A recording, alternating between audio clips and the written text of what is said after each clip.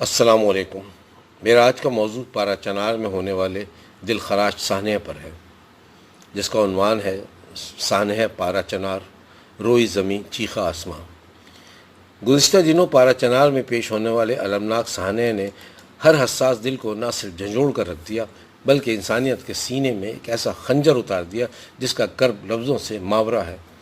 یہ واقعہ دلوں کو چھلنی، روح کو زخمی اور آنکھوں کو اشک بار کر دینے والا ایسا المیہ ہے جس کا غم الفاظ کے دامن میں سمویا نہیں جا سکتا۔ جہاں معصوم جانوں کو بے دردی اور سنگ دلی کے ساتھ شہید کیا گیا، بے گناہ مرد، عورتیں اور بچے بھی ان درندوں کی سفاکیت کا شکار ہوئے، اور جہاں ہر خون کا قطرہ انسانیت کے ضمیر کو جھنجھوڑتا ہوا ایک گواہی بن کر رہ گیا۔ یہ وہ جگہ تھی جہاں انسانیت کا تذکرہ بھی بزدلی کے نقاب میں چھپ گیا اور بے گناہ خون کے بہاؤ نے ہر دل کو غم و اضطراب کی شدت میں مبتلا کر دیا، جہاں زمین بھی روئی اور آسماں بھی چیخا، مگر یہ آوازیں نہ پہنچی تو حکمرانوں کے کانوں تک۔ ان بے گناہوں کا خون بہتا رہا، جن کی خاموش چیخیں انسانی ضمیر کو بیدار کرنے کی التجا کرتی رہیں، مگر ان کی بازگشت حکمرانوں کے دلوں تک نہ پہنچی۔ وہ اپنی عیش و عشرت میں محصور ہیں۔ یہ ثانیہ نہ صرف ایک انسانی المیہ ہے بلکہ ہماری ریاستی اداروں، سیکیورٹی فورسز اور حکومت کے لیے ایک کھلی ناکامی اور شرم کا مقام ہے۔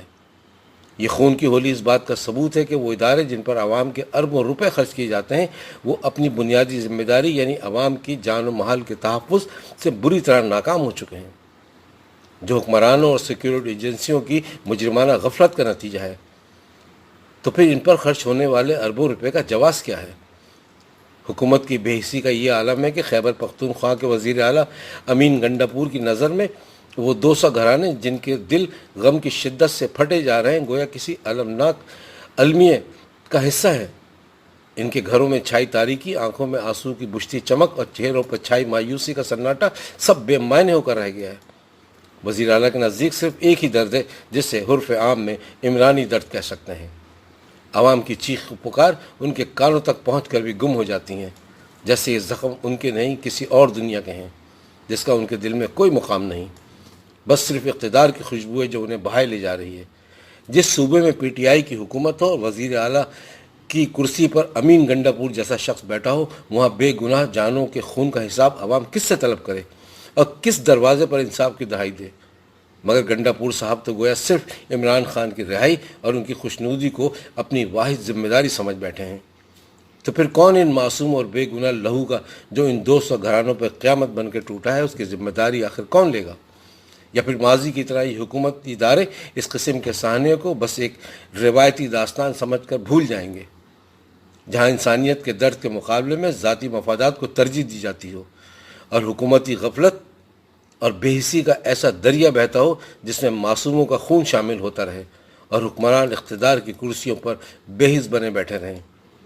اب جب کہ پوری قوم نے آنکھوں سے حکومت کی بے حسی اور غفلت کا تماشا دیکھ لیا ہے، ایسے میں ہر مکتب فکر کے علماء کرام پر یہ سنگین فرض عائد ہوتا ہے کہ وہ اپنی ذمہ داری کو پوری قوت سے ادا کریں۔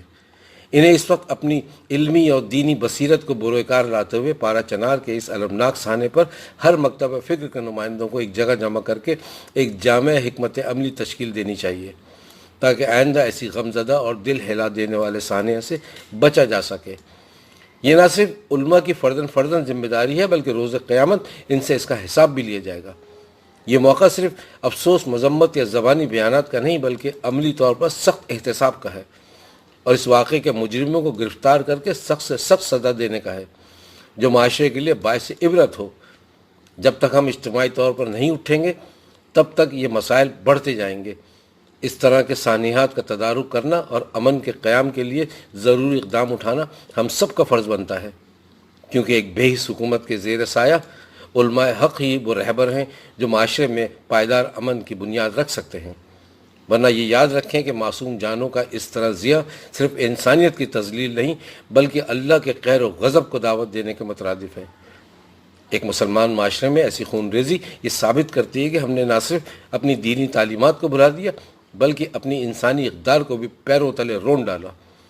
آخر میں صرف اتنا کہوں گا کہ سانحہ نہ صرف ہمارے ضمیر کو جھنجھوڑ رہا ہے بلکہ ہمیں یہ احساس دلاتا ہے اگر ہم نے اب بھی آنکھیں نہ کھولیں تو ہمارا مستقبل تاریک ہو جائے گا۔ وقت آ چکا ہے کہ ہم سب مل کر ایک نئی صبح کی بنیاد رکھیں۔ جہاں انسانیت کی قدر ہو، امن کی راہیں ہوں، جہاں معصوم جانوں کا خون نہ بہے۔ اللہ ہم سب کا حامی و ناصر ہو۔ والسلام، بابر فاروقی۔